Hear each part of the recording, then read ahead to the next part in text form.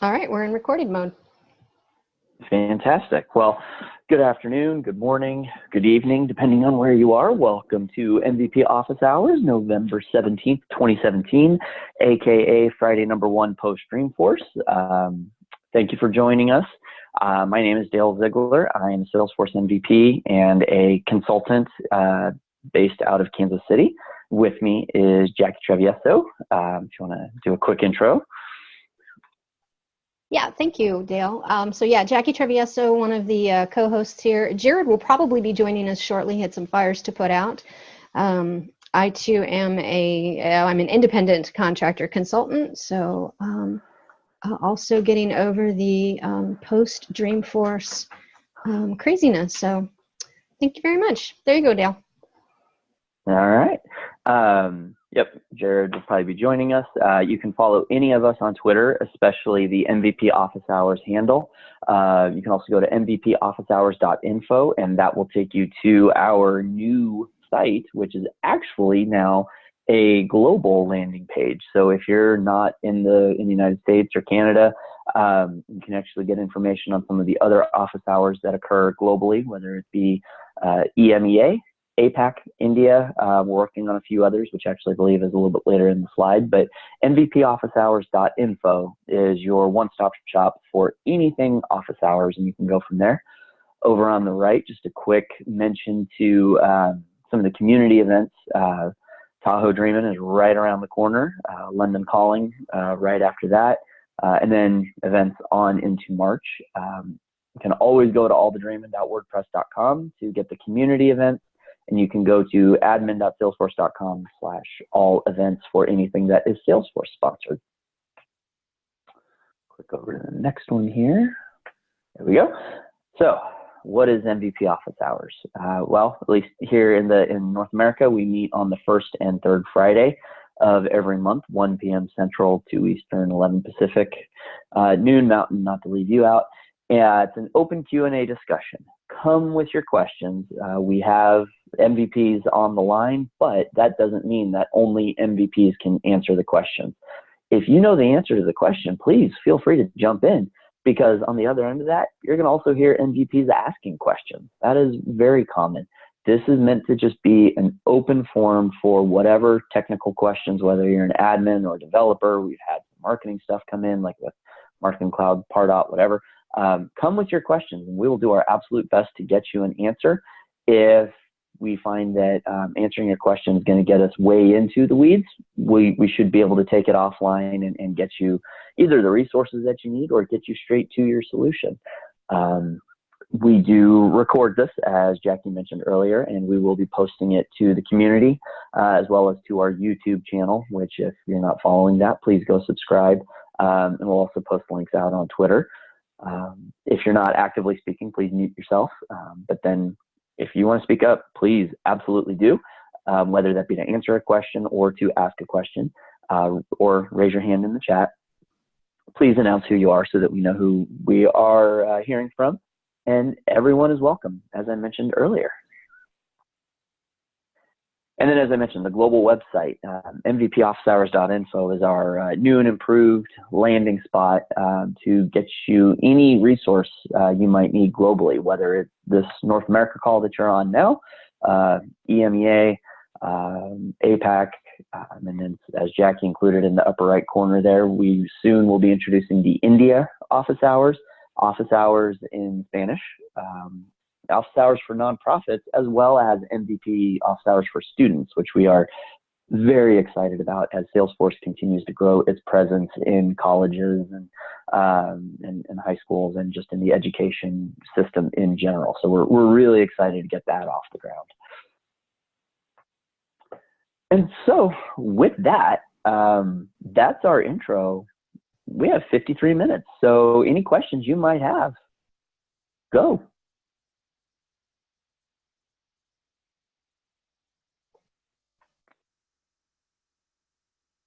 And let's not be shy, because there is no question that is too small or too elementary. If you have the question, others do as well. And we do actually have, okay, I have the chat window open as well if you're more comfortable typing your question in.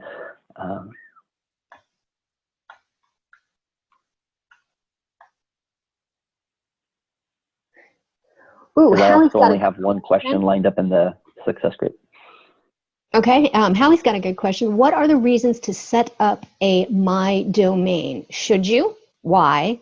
And what are the cons? The first answer that comes to mind for me is that you need My Domain in order to set up Lightning. And that's the extent of my answer. I am actively trying to click over into a browser to open up help and training that explains more on My Domain, but it also helps with, depending on if you have multiple orgs. I believe My Domain now actually allows you to have multiple sessions, multiple concurrent sessions, instead of just the one that you're logged in per browser. And if I'm wrong, someone please jump in and tell me that. But like, I know as a consultant, I have more than one client whose domain is on the NA2 pod. Well, if I try to log in, well, and actually that's actually irrelevant, but the My Domain, I believe, allows you to separate out your session settings so that I could theoretically be looking at multiple orgs. In my former life, I worked for a company that had 3 Salesforce orgs, and I was multitasking a lot. So it's kind of a pain to have to log out, log back in again.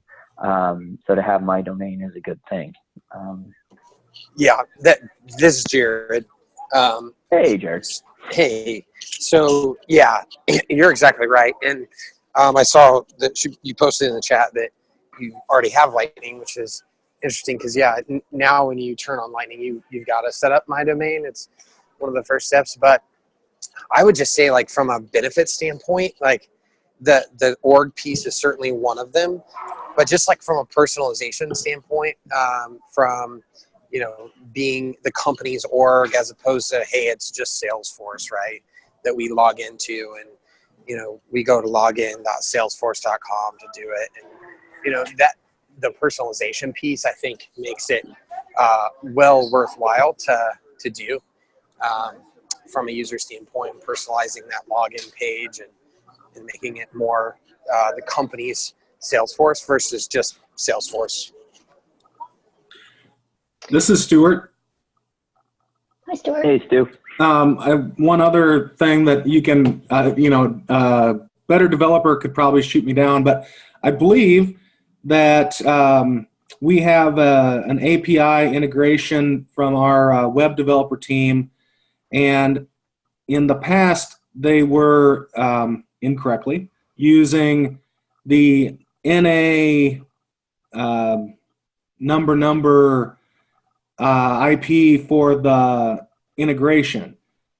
And why I say incorrectly is because Salesforce moved our org from NA25 to NA52 or something like that this last year. Don't take those numbers literally.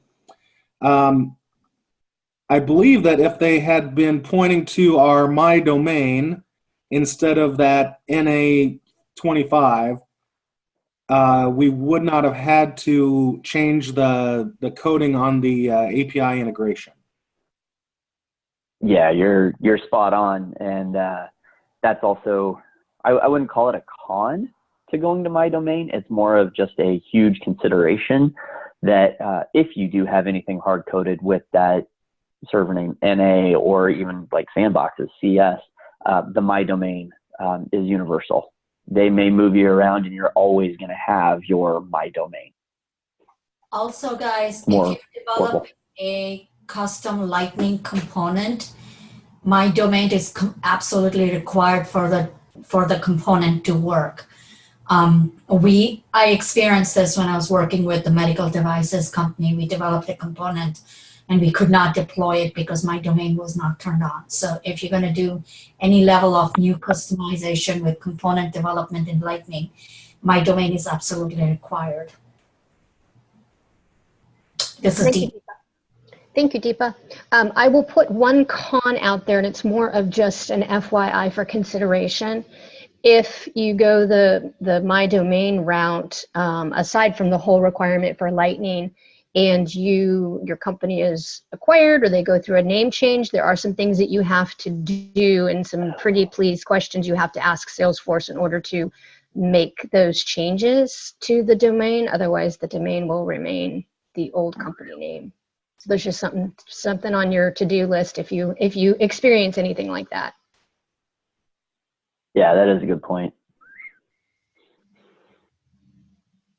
Hi, this is Kalyan. So did I hear that if I will have my domain and I go into my sandboxes and all, I don't have to go into multiple browsers. I can do it in the same browser, different sandboxes. Well, so Yes. Sandbox and Prod, Yeah, that's you've always correct. been able. Sandbox and Prod, though, you've always been able to have open in the same browser. It's Prod and Prod or Sandbox and Sandbox. No, That cause the sometimes the issues. sandboxes are in the same, CS, same number. So Uh-huh. still I can go to the different sandboxes. Like I've got 3 sandboxes and they are all in the same CS, and like pod kind of stuff. But I can still go with my domain in all the 3 sandboxes in the same browser, right? You're correct. If you're using my domain, then the CS reference goes away and Salesforce uses your custom domain name for Okay. that session. So you can effectively be in 3 different customer sandboxes in the same browser. I do three different production sessions in one browser. So yes. Okay, that's awesome. Thank you. Mhm. Good question. Yeah. Especially with just, Lightning getting pushed harder and harder and harder. That's a prerequisite step. So it's definitely something that needs to be on everybody's radar if they haven't already.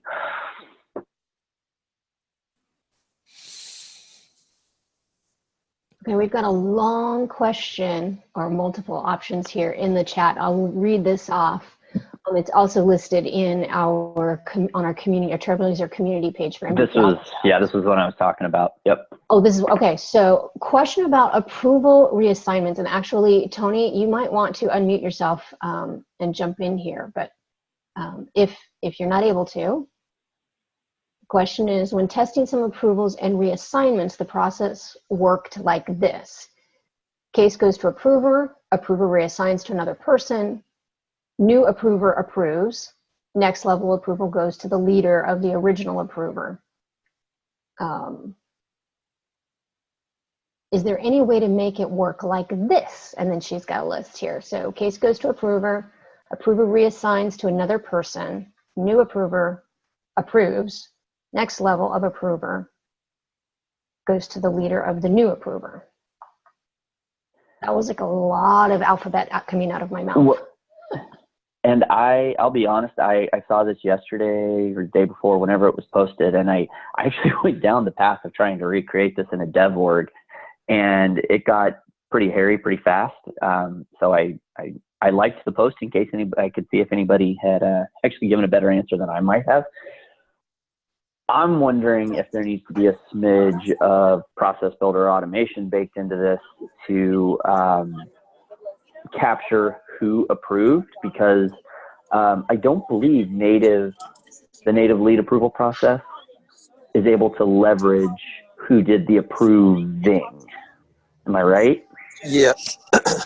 Well, yeah. So yeah, you'd have to do some. You're right. You're right, Dale. You'd have to do some process builder, some workflow work in there.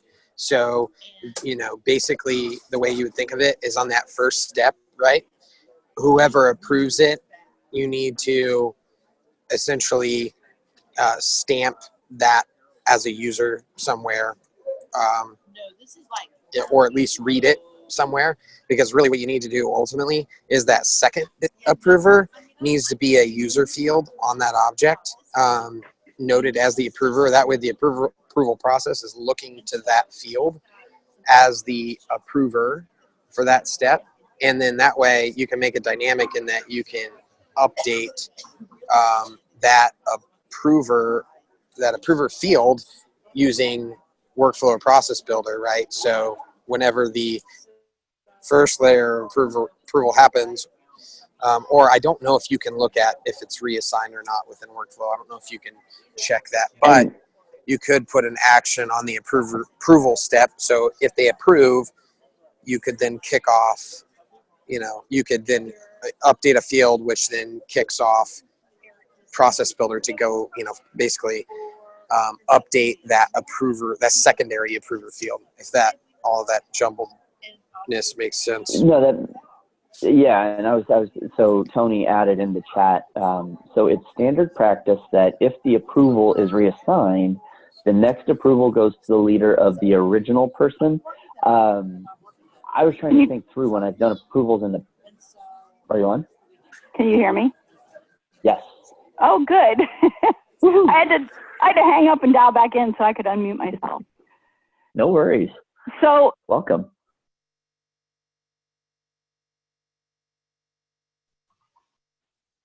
Oh no, did we just lose her? Lose her? She was good there.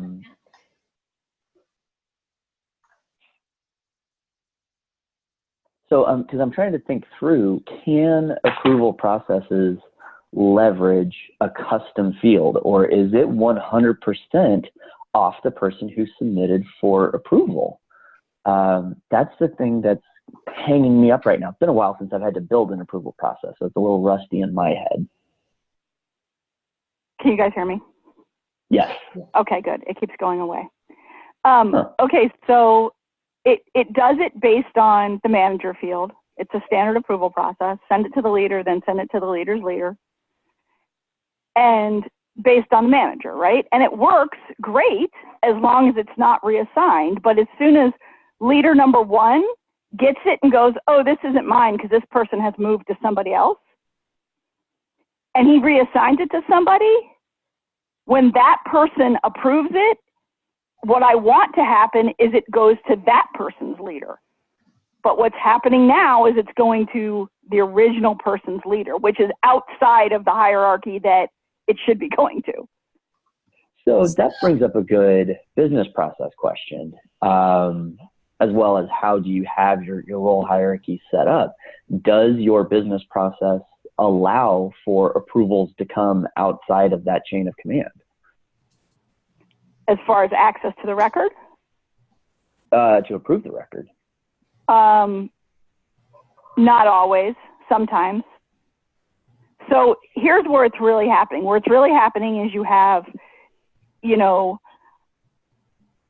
I report to Joe, who reports to Susie. And so I submit my record and it goes to Joe. And Joe goes, oh, you know what? I don't want to see this anymore. I want to give it to my, maybe a, linear manager. So in that case, yes, the hierarchy, the role hierarchy will support it. But what happens is when Joe reassigns it to the linear manager across the way from him, it still goes to Susie instead of going to that linear manager's leader. So now it's, I see what you're getting at. Yeah, and that's I want it to go to the manager of the person that actually physically approved it. Oh, right. Yeah, that makes total sense. Yeah, because and you can certainly test it to fully verify, but I'm most certain that when you, in an approval process, when you set send it to the manager, right?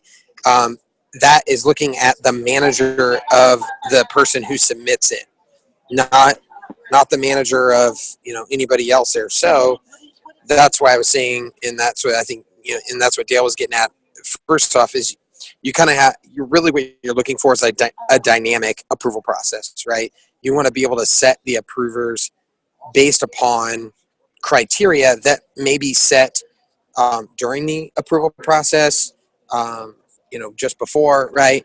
But the idea is that you need to set those approvers dynamically as opposed to just selecting them within the approval process setup themselves. So that's why I was saying, if you combine Process Builder with some custom fields on that object to custom user lookup fields, then you could, I think you could easily set the secondary approver to whomever that needs to be, right? So in your case, you need it to be the manager of the person who approves the first step. So what you have to do then is you have to do an action on that approval step and,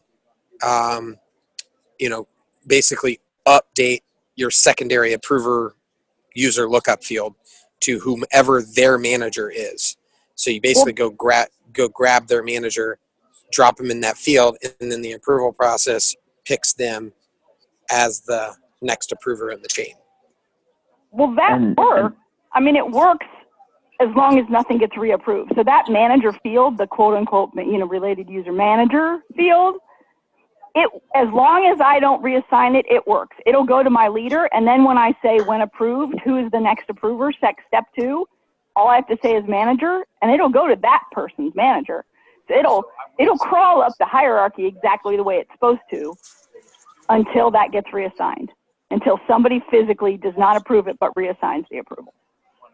So technically, approval processes are not designed out of the box to be dynamic. That is what Jared is saying, that if you need to have a dynamic approval process, you will probably need to build a custom process using custom fields and the process builder, because the approval process is like the whole utility is the same as it was designed God knows how many years ago.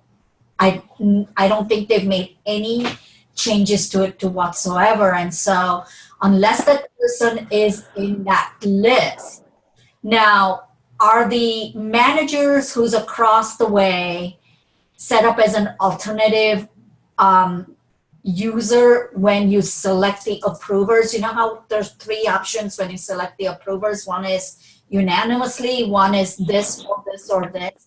Is that person listed there? Well, no, because we don't know that it's going to be reassigned. So like John put in the chat, it's like the approval process always wants to return back to its dictated path, and that's exactly what's happening. So Yes.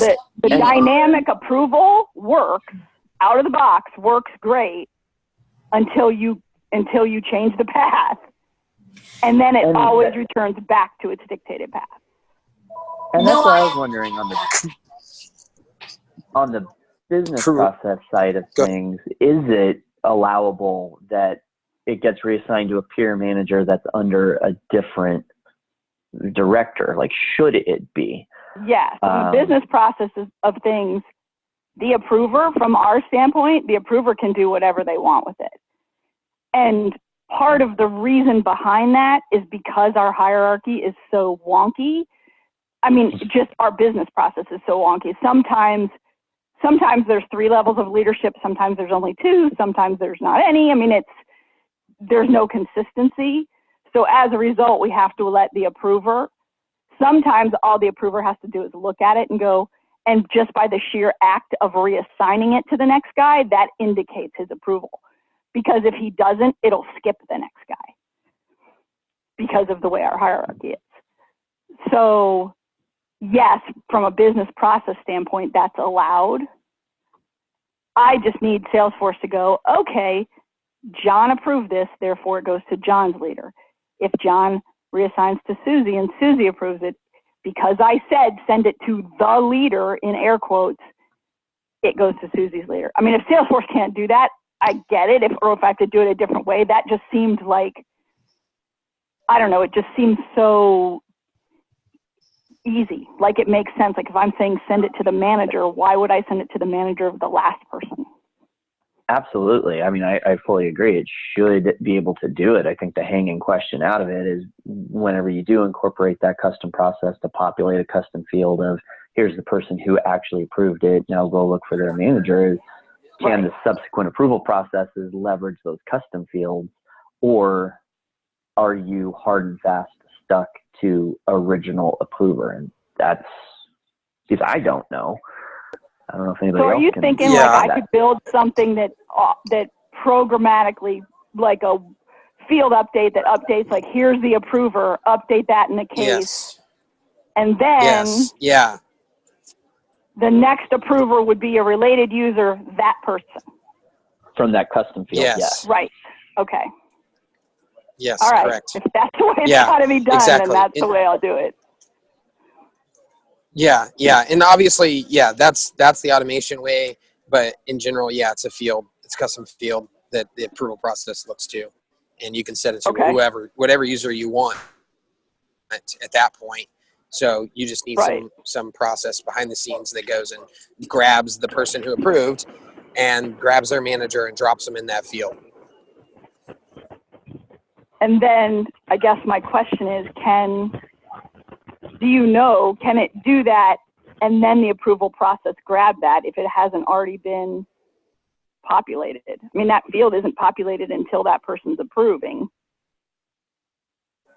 Yeah, it should be able to, because it should be Okay. an action at that step in the process. A field. Okay. I'm with you. All right. Yeah. I will try that. Thank you.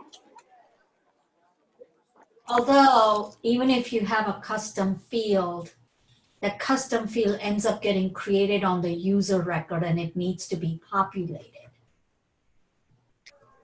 No, the Was custom it field is. on the- I'm saying the custom field's On the created record being on that approved. object. Yes. Yeah. Whether it's a case or an opportunity or whatever. Yeah. And if I Not- make that yeah. an action, populate this with the last approver, it And can then do go that as an leverage action the- and then immediately call the next approver, which is that related user. Yeah. I'm just wondering, order of operations, will that work? Yeah. Yeah. Yeah. Now, as safe harbor. Right. as long as your manager field is populated correctly on all your users, you're good to go. Right. Okay. All right. Thanks, guys. That helped. I'll try that.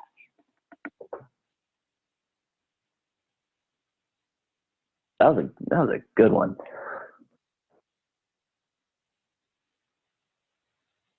Anyone else have questions? And hopefully for the rest of you that are on the line, you're able to follow the request and the solution. Yeah. That one is what I call a spicy meatball, because approval processes, they've just kind of been that stepchild that hasn't gotten much love lately. So hopefully that's coming down the pipe. Salesforce, hint hint, if you're listening. Because yeah, there's a lot of love to be had there. Yep. Okay, so we've got two in the queue right here. Stuart, go ahead, ask your questions. You had your hand up first, and then Melissa will go to your formula or your validation rule question. Actually, can you go to the validation rule question? Sure. Thank you. All right. So Melissa has a question. It is in our chat on a validation rule that I'm writing, and I'm not good at formulas. That's all right. We all started out as not good, and depending on the formula, I'm sometimes still not good. So if you guys want to take a look at that there. And I just got to say, this is Melissa from Kansas, so Kansas represent. Anyway. Awesome. And Melissa, are you able to unmute yourself? Because we want to make sure we understand what you are trying to do with this validation rule. Yes, Yeah, I that was can. going to be my question. What I'm doing, can you hear me? Yes. Okay. Yeah. So I've got a validation rule that is, I'm trying to not allow two fields to be filled in unless a pick list is picked, a choice is picked in a pick list for a different field. That makes sense? So you've got one where you want it is pick list equals this, and another one it says if it doesn't equal this? If it equals distributor, I do not want the DSR name and the primary distributor to be filled in. I want those to be blank. Can I probably boast not about my doing it right. Dreamforce? Can I boast about my Dreamforce session where I talked about baking your can into a formula field, and then the validation rule just says where it's not that, say no? Because you're throwing it, the only reason I say that is because you have like multiple nots in here, which then kind of becomes a reverse cleanup kind of thing of if you say not this, then you still have to account for like where it can. I'm kind of wondering if you're trying to do too much in the validation rule. Probably because I don't know what I'm doing. John says needs an or in there. I agree. I thought it probably did because it's got two different things that I want to keep blank. All right, Tony's got a suggestion in there for you.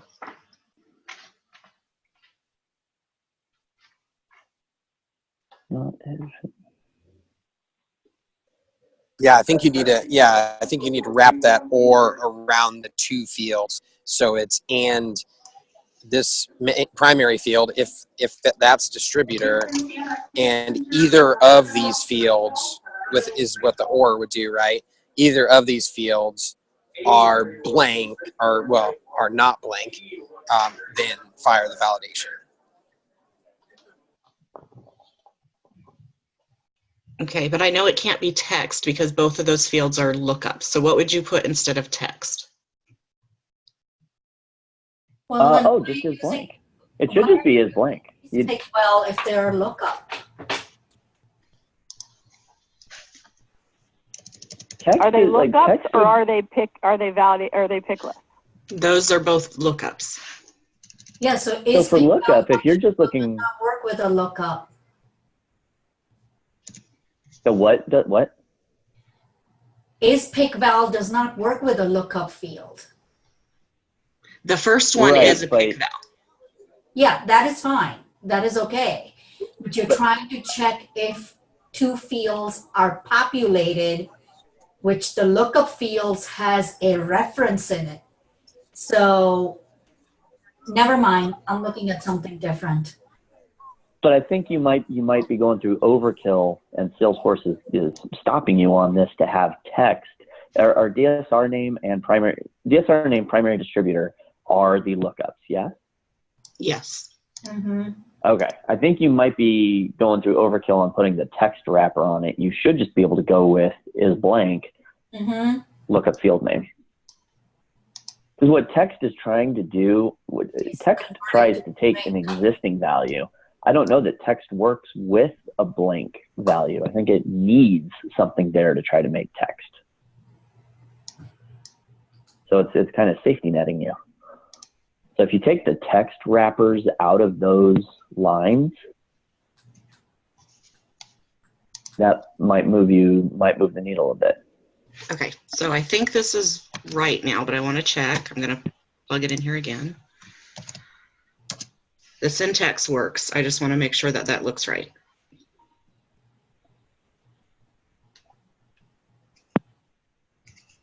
It looks right now. It doesn't actually. You put your or is only capturing that one line because you have 3 open parentheses. Oh, no, wait, never mind. The or is one of them. Yeah, you're good. Will is blank work for a pickless field, or does she need not is pick-val name comma blank? No, the DSR name and the primary distributor are both lookup fields. Oh, they're both lookups. Okay. Yep. I would think that would. Give it a try. So I'll do that, and Dale, I'll email you if it doesn't work. Yeah, definitely. Thank you. Yeah. This is where I also talk about writing out the formulas in the format that you need it, and maybe even using the ends, 2 ends and the pipes so it's easier to read. But then I would be going completely against Dale's theory, so. I was going to say, are we going to have to fight about this, Deepa? No, we're not going to fight about it. Introduce the nevermind function. You said safe harbor, it's coming. I did say safe harbor. And I also said beta.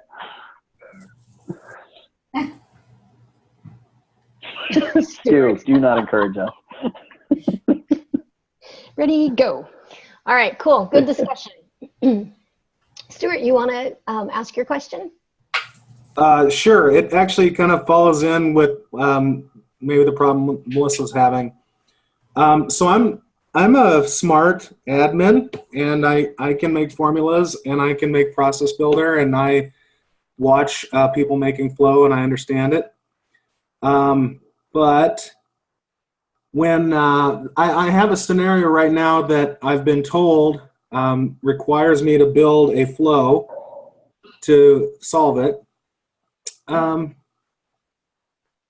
I don't know where for complicated formula questions, I kind of know where to go to ask that question. But for complicated flow questions, is there a place that I go other than, well, I can go to MVP office hours, you know?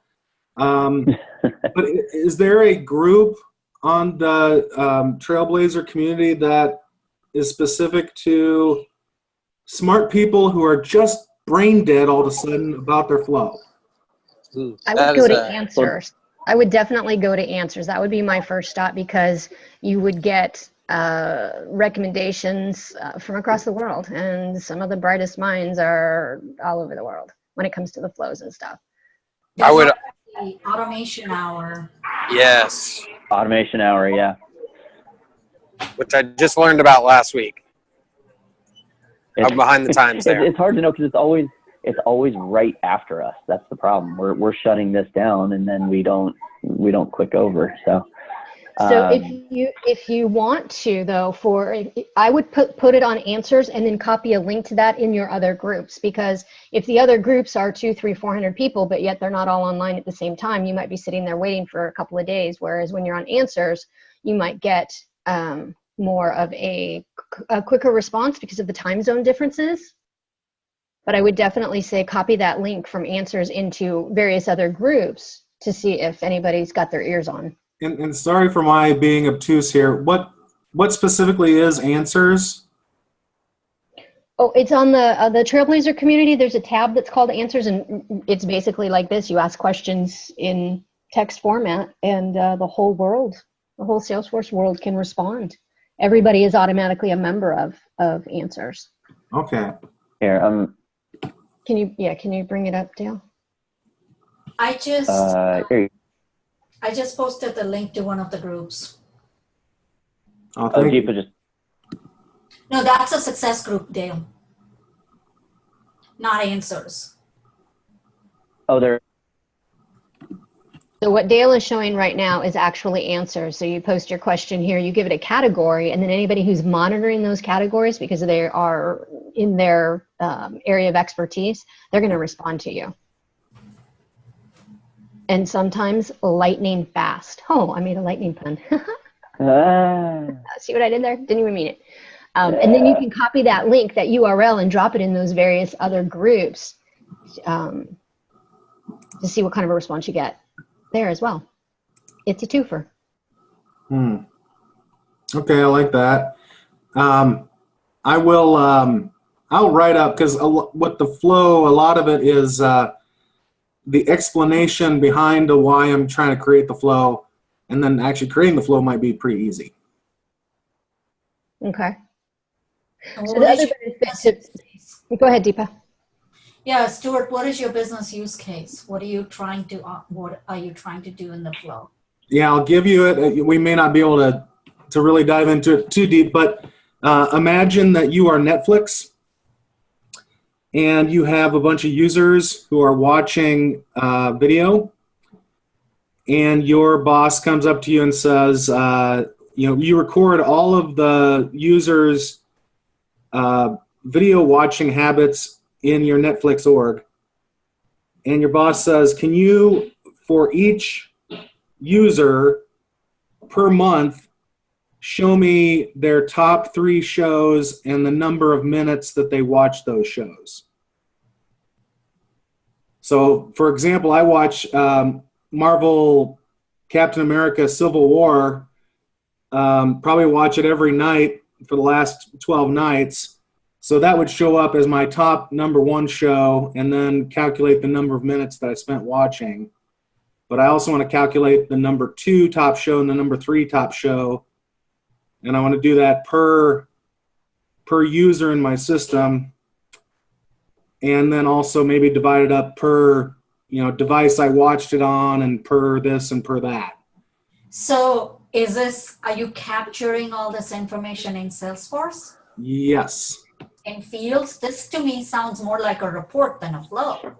Yeah, but I want to That's a actually. whole. That's I can report on it, sure, but I want it to be actual fields in a page in Salesforce or in an object in Salesforce so that I can slice and dice it at summary levels. I think flow conceptually, you could build that to be an aggregator. My worry would be data limits. Because you can max out flow in a heartbeat. You can only look up 101 elements. You can only do 101 lookups. There's definitely a ton of governance limits. Have you looked into? Because I don't know if DLRF or Rollup Helper can they. We have DLRS. You have to be in the, but you have to drop those values into an object related somewhere in the chain of stuff you're trying to calculate, right? Yeah, and when I was watching some of the examples of flow, it said that it would look through all of my records to then put a bucket in of, here's all the records for Civil War versus some other show versus some other show. Oh, you can absolutely set it up to do that. It just sounds like you need to be very, very, very cognizant of how much data you're sifting through to where if you say, go find all instances of Marvel Civil War, you could max out your limit just trying to pool all of that data to then chunk through it individually, because what Flow isn't going to let you do, are you familiar with, have you done SQL or SQL in the past? I have. And written an aggregate statement? So what Flow won't let you do is just do a mass select and sum of the value in one. It's going to want to parse through every single record it finds to then accumulate to some kind of master value.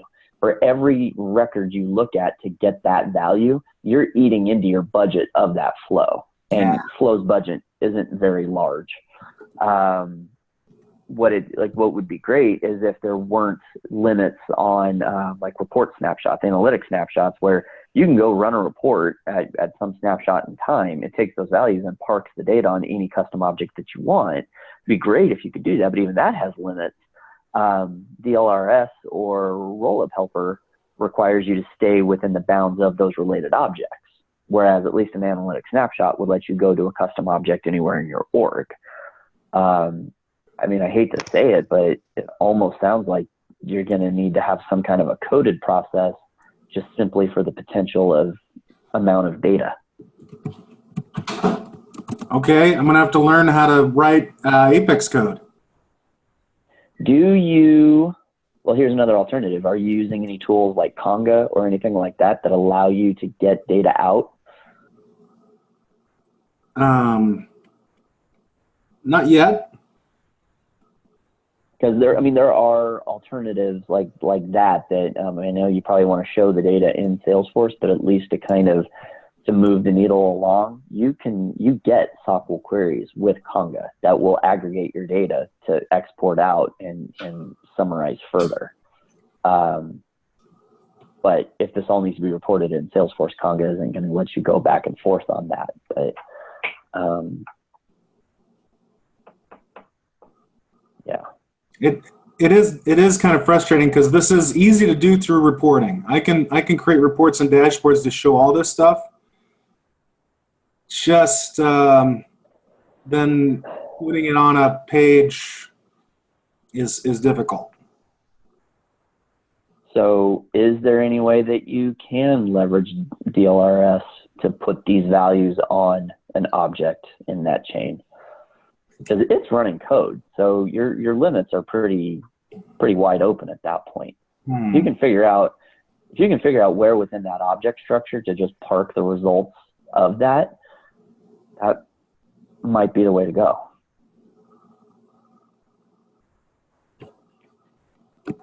Okay. But yeah, flow is great for small operations, and that absolutely is a thing to do to aggregate. It just has to be a small batch of data. Okay, that's good to know. Thank you.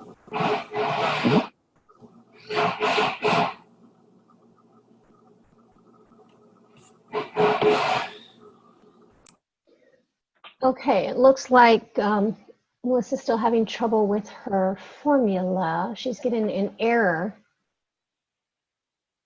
It's giving me an error with other pick list values.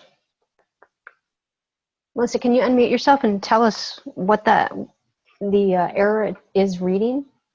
It's the error that I put in for the validation tool, validation rule.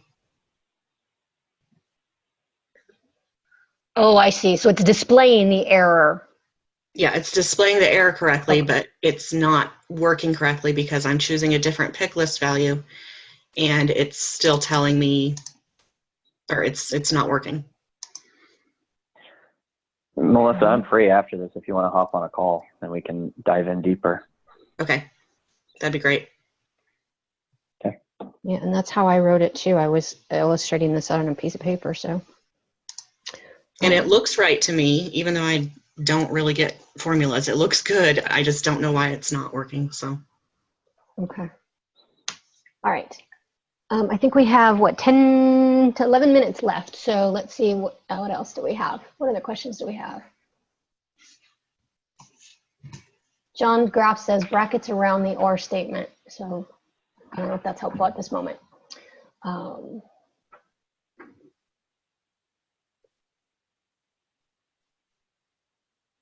right, well, a couple other people are working through that formula for you. Does anybody else have questions?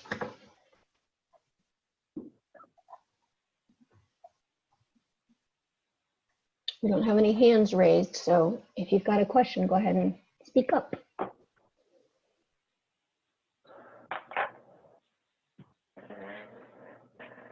Stuart, I'll say one more thing on using answers as opposed to just posting questions in regular groups. Answers becomes then indexed and searchable so that we're building a repository for the future, where people have the same questions and they can go through and see what the best answer is and what the solution is. Yeah, thank you. That's great. I've searched, now that you say it, I've searched through answers for formula help, and so that makes sense now. Cool. Awesome. That's great. Okay. And if all else fails, just owe Steve Moe another beer. Another. That's always plan B. Yeah.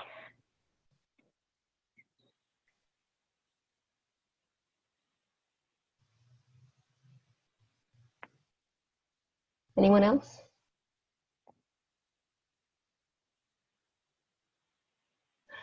By a show of hands, just out of curiosity, of those on the call today, how many of you are attending for the very first time?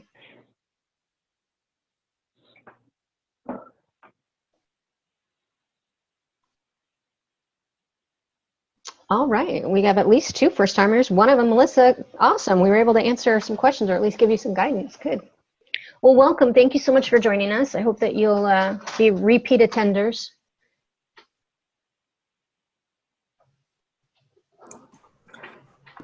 I have a question just in general for the other leaders here.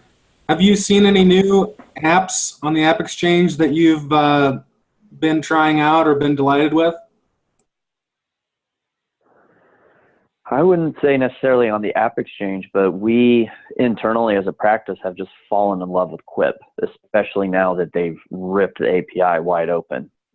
We have a developer on staff who is itching to get his hands on everything you can connect Quip to with Salesforce specifically. So.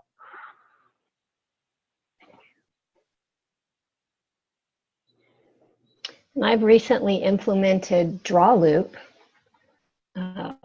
which is interesting, and I have not done an actual side-by-side comparison to Conga, simply because the client had already purchased DrawLoop and they were underway with it. But interesting, solves some problems, allows for dynamic language in documents, And it did what we needed it to do. So I have a single document that has over 200 components driven off of 200 different pieces of criteria or logic. So it was pretty much a mammoth.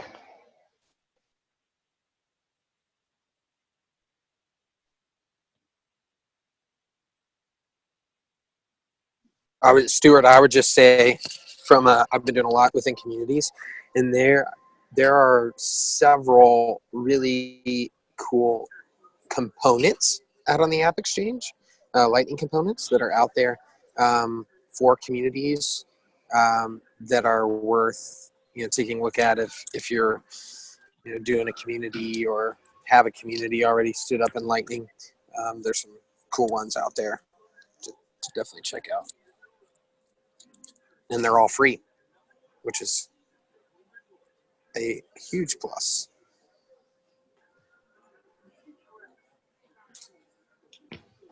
Hi there, my name is Candace. This is my first time joining the office hours, which I heard about at Dreamforce, so that was really cool. Just wondering, can you go back a couple slides and just so I can just quickly see what you showed? Sure. Sorry, I just joined. So, no worries. So are you able to see PowerPoint right now? Yes. So the two big links that we captured, the first one, as the very first question of the hour, talked about My Domain, which is actually now a requirement if you implement Lightning. But what My Domain essentially allows you to do is instead of your org being defined by na34.salesforce.com, you get to call it whatever you want to, but it also then allows you to work in multiple instances at a time if you need to. From an integration standpoint, it's a more fail-safe name to reference because Salesforce moves orgs from NA number to NA number or CS number to CS number. My Domain overrides that. So as Salesforce moves stuff around, your integrations remain safe. I didn't realize that they moved stuff around. Do they do that with notifications? Mm-hmm. Okay. I thought that was only happening when we refreshed our environment. No, it's happened a lot more recently, I think, as they've reevaluated sizes of orgs and what domains they were originally provisioned on. They've had to kind of reallocate space. But oh yeah, it absolutely happens. They've retired a few. I don't think NA1 is a thing anymore. I think that's completely retired now, right? So yeah, they do it. My Domain helps as a safety net. And then the other piece that we talked. Go ahead. Go ahead. No, go ahead. It's good. The other link that we captured at least talked about there's a group out there called, of course, I accidentally hit delete, the Salesforce Automation Hour, which I believe is, Salesforce Workflow Automation in general is a great forum to ask your questions about anything automation, whether it be workflows or process builders, flow, things like that, which then also brought about a conversation on Automation Hour, which is a weekly automation or an automation call that starts actually in 3 minutes, I think, where people bring their use cases of, look how complex of a process I made, and it only took this, this, and this. Okay. Is there an easy way to click that link, or is it just typing it in? Yeah, I'll post this to the office hours group when we get done with the call. Okay. Also, while you're on phone, is there an easy way to figure out whether a sandbox is in preview mode or not, or to switch it to preview mode if it's not? Because we'd like our test environments ideally to be, at least one of them, to be in preview so that we can test prior to a release coming out.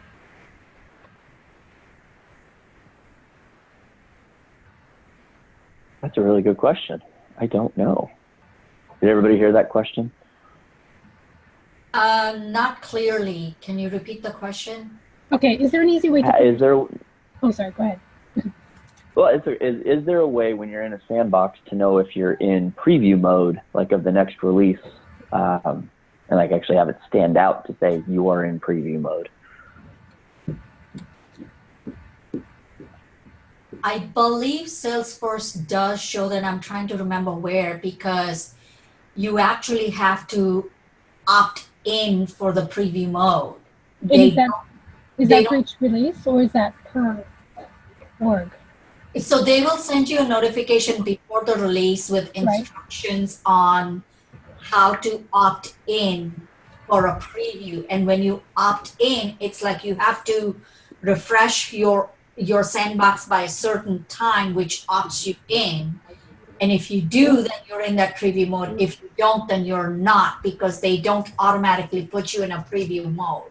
Okay, so you have to do a refresh. You have to opt in. You have to opt in with a refresh to get the preview mode. Otherwise, you don't. Otherwise, you get it when everybody else gets it. Okay. So what do people generally do? And I know we're like 1 minute to the hour. Well, I, as a good practice, have a sandbox that I keep just for that purpose. Like Enterprise now gives you additional sandboxes. I mean, it's a developer sandbox, but I always opt in with at least one sandbox so I can see what the changes are coming or how it's behaving. Okay, It's not a bad idea to have a dedicated sandbox that you use for, pre-release preview and testing, and make sure that it's not going to harm anything that you have in production right now. Right. So would your pre-release sandbox have all your production changes in it then? No, you have to push your production, like you have to refresh. It will. When you refresh the sandbox, it will. Okay, so we could just create a new sandbox for each release if we wanted to, just to test the pre-release feature. Yeah, but remember, you're only allowed so many sandboxes. So if you create a sandbox, make sure you say this is for testing out the pre-release, and then every pre-release you opt in for just that sandbox to make sure you get the preview. Okay, that's good to know. Something to consider. And as you're managing your sandboxes, you do have the option to delete them. So if you hit your max and you go, oh, this one is so old, we don't even need it for whatever, or whatever you have it labeled as or dedicated toward. Yeah. If it's no longer applicable, you can delete that and spin up a new one. Yeah, for sure, that makes sense. I'm just thinking about how we might fit it into our current SDLC, and if we would want a new sandbox, because we don't really want to mess up the work in progress either, but because the refresh obviously has some overhead associated with it too. Mm-hmm. But that's a great idea, to just do a refresh from pod and then be able to test the pre-release things. Great. Well, I'm glad that you were able to join us. Good questions. And we are at 3:01, so we're 1 minute over. Thank you, everyone, for joining us. This was a great call, good conversation, and a good variety of questions. Loved it. And then Melissa and Dale are going to connect and see if he can help her solve that formula question. So we will be back here in two weeks. Is that right? Yeah, that's going to be Friday. It's going to be Black Friday, isn't it? Don't have my calendar open. No, next Friday is Black Friday. On the 1st? Yes, Friday the 1st. All right. We'll see you all in December, y'all. Thank you so much. Have a great weekend. Bye, everybody. Thank you. Bye-bye. Bye.